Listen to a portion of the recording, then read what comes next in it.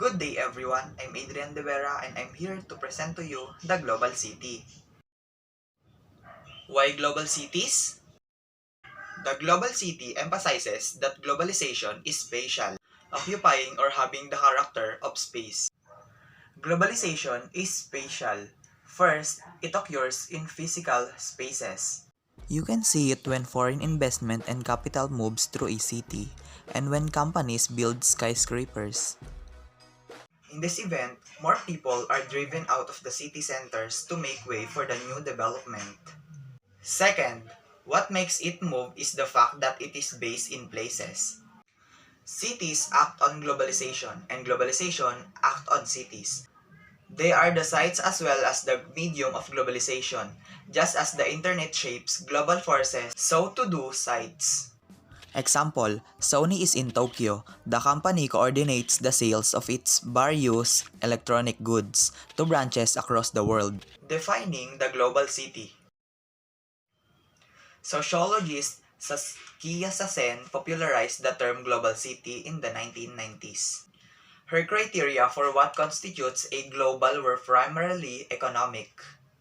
Sociologist Saskia Sassen initially identified three global cities: New York, London, and Tokyo. All of these are hubs of global finance and capitalism. New York has the New York Stock Exchange or NYSE. London has the Financial Times Stock Exchange or FTSE, and Tokyo has the Nikkei. The amount of money traded in this market is staggering. The New York Stock Exchange represents the highest concentration of capital in the world. The global economy has changed significantly since Sassen wrote her book, and any account of the economic power cities today. Latest development: Los Angeles can now rival the Big Apple's cultural influence. San Francisco is now the home of the most powerful internet companies. The growth of Chinese economy has turned cities like Shanghai, Beijing, and Guangzhou into center trade of finance. Chinese government reopened the Shanghai Stock Exchange in 1990. Since then, it has grown to become the fifth largest stock market in the world. Others consider some cities or global simply because they are a great place to live in. In Australia, Sydney commands the greatest proportion of capital.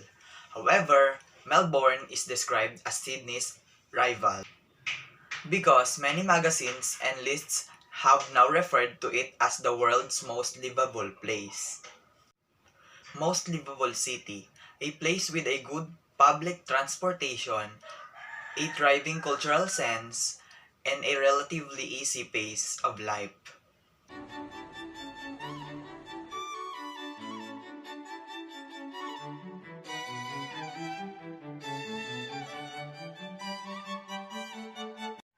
And here's the world's most violent cities.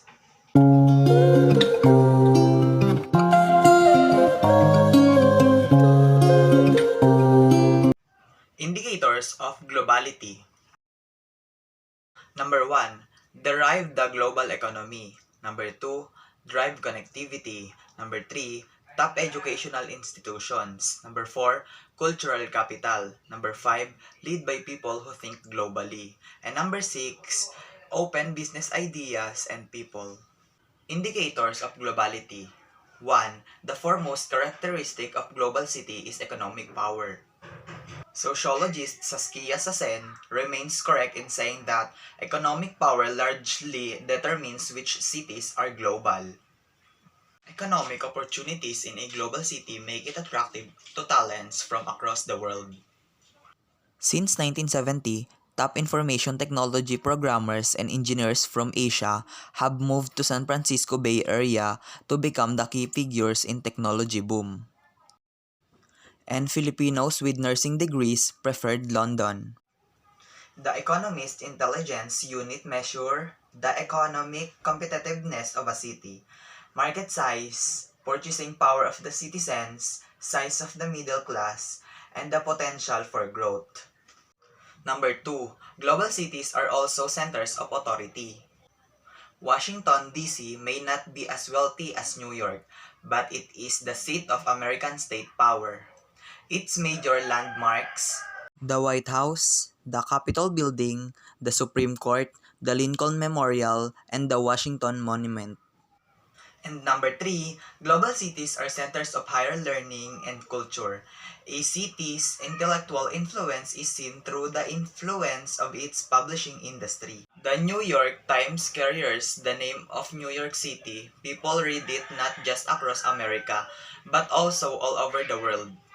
University of Oxford, the world's top university, one of the reasons many tourists visit in England. Education is currently Australia's third largest export.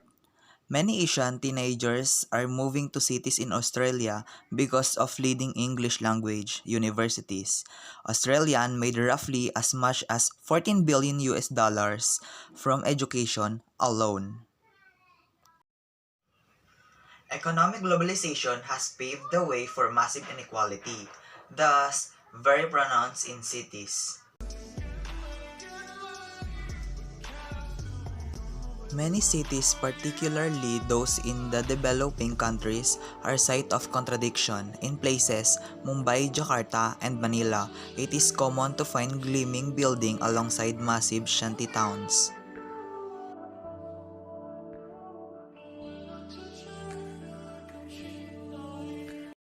In most of the world's global cities, the middle class is also thinning out, for globalization creates high-income jobs.